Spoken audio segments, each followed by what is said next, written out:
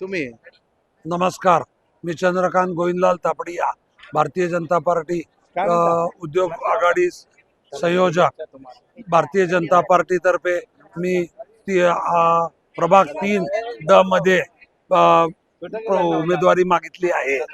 मला एकच सांगावं असं वाटतंय, राजस्थानी मारवाडी समाजाला भारतीय जनता पार्टीने काही करून 2 तिकीट आम्ही मागितलेले आहे, 2 तिकीट मागितलेले आहेत। त्यांनी आम्हाला काय पण करून 2 तिकीट द्यावे ही नम्र विनंती आम्ही वारंवार केलेली आहे। काल परवा 2 दिवसात आम्ही रोहिणीजी तडवळकर